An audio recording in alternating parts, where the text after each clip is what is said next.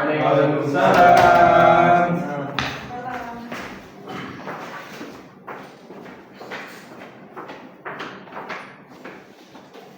Baik, assalamualaikum warahmatullahi wabarakatuh. Anda semua. Waalaikumsalam warahmatullahi wabarakatuh. Bagaimana kabarnya pagi hari ini? Alhamdulillah, luar biasa. Allahu Akbar. Oke, kembali lagi bersama Ibu Muti dengan mata kuliah, dengan mata pelajaran yaitu Matematika. Oke, kita sudah 2 kali pertemuan ya Anda semua. Dan ini kita udah masuk ke bab kedua. Oke, bagaimana kesehatan Anda semua pada bulan Ramadan kali ini? Sehat? Sehat. Sudah ada yang mulai sakit? Karena tadi sebelum masuk kelas ini itu banyak Anda ibu di sana sakit, izin gitu. Teman-teman kelas ini ada yang sedang sakit? Ada? Sakit ibu. Siapa? Sebentar, biar ibu absen juga ya. Oke, sekalian absen. Si Raisa Lutfia Khairani hadir, Vivi Ramadhani, Rizka hadir, Mei Yugita hadir, Dwi, Surya Hadir, Bu. Halim, Ripal. Sakit, Bu. Sakit ya? Ya, Bu. Ya Allah, semoga cepat sembuh anak-anak ibu itu ya. Sampaikan doa ibu cepat sembuh. Bazi, Hadir. Rido, Hadir, Bu. oke, Teddy, Maaf. Teddy, kemana dia? Gak tahu bu. Ketiduran. Iya. Mungkin ya. Dari jam pertama dia tidak masuk. Tadi masuk, Bu. Tadi masuk, Bu. Tadi masuk dia. Masuk, Bu. Tadi masuk. Cabut dia, Bu. Oh, astagfirullahaladzim. Semoga suka ya setelah ini Anda semua. Baik, Bu. Oke. Sudah absen.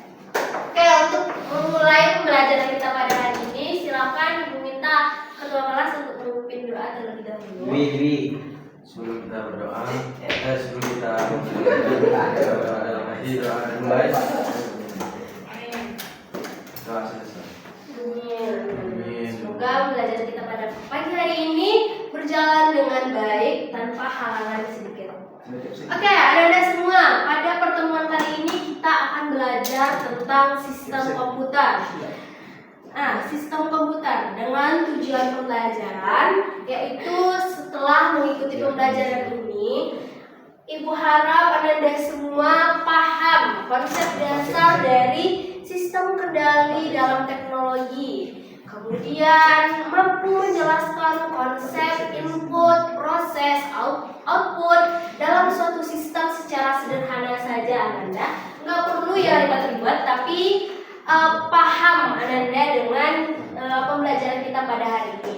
Kemudian nantinya juga Ibu mau Anda semua bisa membedakan antara single board komputer dengan single board controller. Nah, ini tuh pasti Anda ada yang familiar nanti contoh-contohnya. Kemudian Ibu berharap juga Anda semua bisa mengidentifikasi dan menganalisis contoh penerapan sistem teknologi sederhana dalam kehidupan sehari-hari.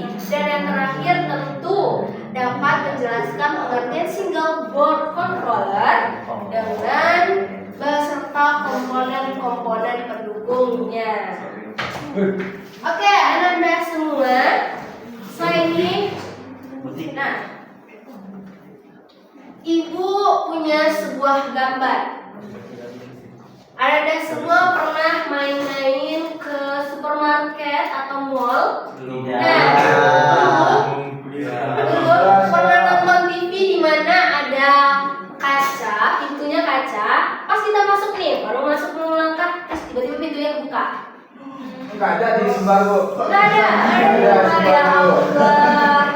Kita pedalaman. Oh ya ampun. tersebut. Semoga cepat kesampaian, bisa main-main ke mall ya. Ibu. Ibu. Oke, kalau nggak kayak gitu deh. Pernah nonton TV? Nah, bro. Pernah nonton TV? Pernah lihat remote TV? Pernah. Pernah ya? Nah, pernah nggak Ananda mikir remote TV itu pas kita pencet siapa yang jalanin? Tangan, remote. Remote gimana? Gimana dia? Sensornya? Sensornya di mana? Di atas ini. Atau di belakang ini? Di sini. Di tombol ini. Coba lihat dulu. Gimana? Coba. Gimana? Di situnya di mana? Iya betul, dia itu di dalamnya, Nanda. Nah, di dalam sebuah remote itu dia punya komponen di mana dia ada input, ada prosesnya, ada outputnya. Nah, bagian di dalam yang Ananda bilang tadi sensornya itu ada di dalam, yaitu di bagian prosesnya. Nah, udah pernah lihat lalu lintas, rambu-rambu lalu lintas? Lampu merah. Masa belum pernah sudah punya motor kan? Belum boleh. Ya memang belum boleh sebenarnya. Nah, jadi itu adalah suatu keajaiban sehari-hari yang bukan kebetulan, di mana banyak sekali perangkat di sekitar kita bekerja secara otomatis. Mereka tidak bergerak karena sihir atau kebetulan, melainkan dikendalikan oleh sistem elektronik yang dirancang khusus. Semuanya memiliki satu kesamaan, di mana mereka menerima perintah dan menjalankan tugas. Dari gambar yang Ibu kasih ini, Anda bisa membayangkan di dalam apa ini namanya, lampu lalu lintas ini. Di dalamnya itu ada kontrolernya, ada sistemnya. Jadi dia tidak berjalan secara kebetulan, tetapi dia memang diprogram di mana dia bisa bergantian nyalanya. Paham? Oke, mau kemana? Mau ke WC, Bu. Oke, boleh. 5 menit ya. Nah, dibalik semua itu, seperti remote tadi. Nah, seperti remote tadi, itu tuh ada namanya sistem kendali. Di mana sistem kendali itu di setiap perangkat otomatis terdapat sebuah sistem kendali, di mana sistem kendali ini tuh bertugas sebagai penerjemah keadaan lingkungan menjadi sebuah tindakan fisik. Nah, ini dia contoh gambar yang Ibu itukan. Ini tuh pernah punya Stella yang semprotnya sekali 15 menit? Nah, itu dia, ini dia. Jadi di dalamnya tuh ada ini di bagian bawahnya. Nah, setiap 15 menit sekali dia bakal menurunkan tugasnya sehingga bisa menyemprot tabung Stella yang di dalam. Oh, kayak Magicom. Iya, kayak Magicom. Kayak mesin cuci juga. Ya kan? Nah, itu kan bergantian, ada waktunya gitu. Jadi sistem kendali ini adalah fondasi utama dari dunia otomatisasi dan Internet of Things atau IoT. Kemudian 3 buah pilar utama dari sistem kendali yang Ibu bilang tadi, ada input, ada proses, dan ada output. Nah, input itu seperti mata dan telinga, kita lihat, kita menerima informasinya dari lingkungan, kemudian kita proses. Prosesnya itu seperti kita memproses suatu informasi di dalam otak kita. Kemudian output, kita berjalan, melakukan gerakan dengan tangan dan kaki. Oke, sampai sini ada yang mau ditanyakan? Tidak? Oke, di catatannya sudah dicatat poin-poin utamanya yang tadi Ibu bilang? Sudah. Oke, ini yang 3 pilar utama ini tolong dicatat banget ya. Iya, Ibu. Iya, betul. Semangat.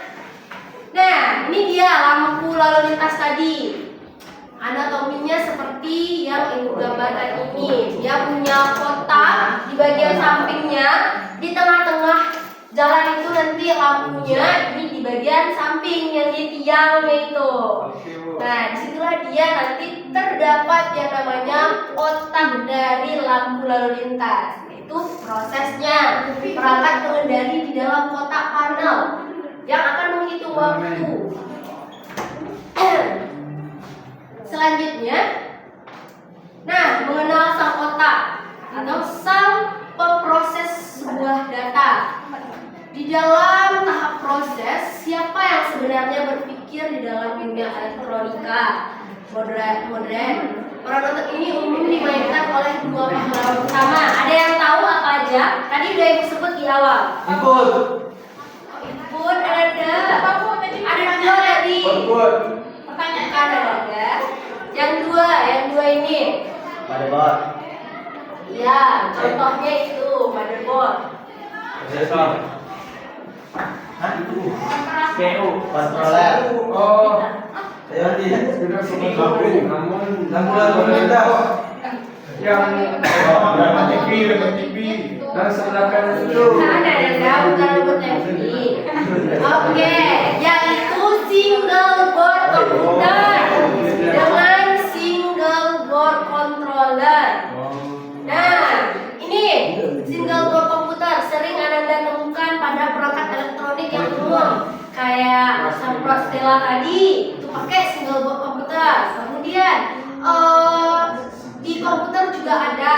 Kemudian di perangkat elektronik lainnya, lampu lalu lintas tadi juga menggunakan single board komputer gitu. Nah, kemudian seperti halayaknya seorang artis pada SBC ini, itu yang paling laris pada SBC yang sering digunakan oleh penggunanya adalah Raspberry Pi, di mana dia sangat populer di dunia pendidikan dan riset. Ukuran sekecil kartu kredit, tetapi tenaga super besar. Fungsi utamanya yaitu untuk server-server kecil, otak Internet of Things, tingkat lanjut hingga media pembelajaran teknologi. Nah, kemudian ini yang kedua, microcontroller. Ada yang suka robotik di sini? Raffi. Nah, Raffi pasti sering nih melihat microcontroller ini di robotik. Nah, dia itu bukan komputer lengkap, tetapi dirancang khusus untuk suatu sistem otomatis. Nah, kemudian bintang dari microcontroller ada Arduino. Raffi pernah main robotik line follower? Nah, line follower itu dia menggunakan Arduino. Ananda semua, kenapa ibu bilang dia pakai Arduino? Line follower itu dia robot yang membaca garis putus-putus hitam dan putih. Dia menggunakan sensor. Nah, yang paling sering digunakan adalah Arduino karena mudah diprogram dan mudah membaca garis putus-putusnya, sehingga robotik yang Ananda rancang itu lebih cepat selesai dan cepat menang juga pakai Arduino. Selain itu dia juga murah Ananda untuk Arduino ini, harganya murah. Nah, untuk single board komputer dengan microcontroller itu perbedaannya adalah pada komputasinya.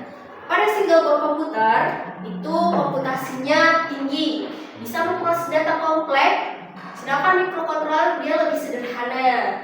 Nah, kemudian sistemnya untuk SDC dia menjalankan sistem operasi seperti Linux dan lain-lainnya. Nah, sistem microcontroller dia tanpa OS.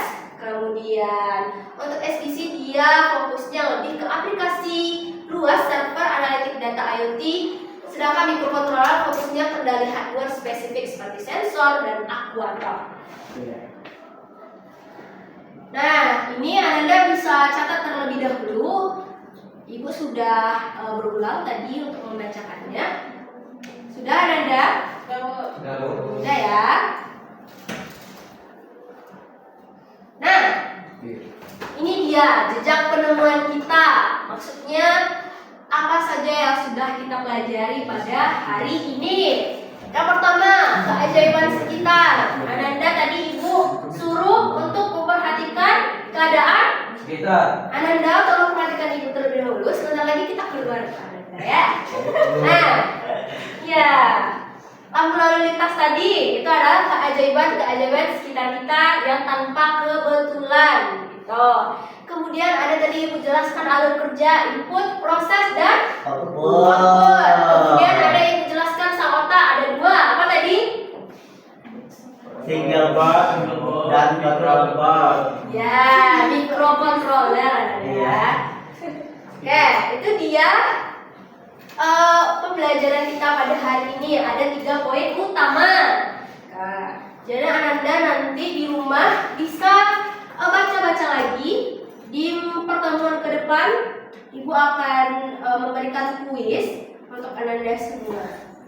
Nah, ini dia motivasi dari Ibu pada hari ini ialah tidak ada nahkoda hebat yang lahir dari ombak yang kecil. Nahkoda hebat selalu lahir dari ombak yang besar, dari badai yang luas. Ananda, oke?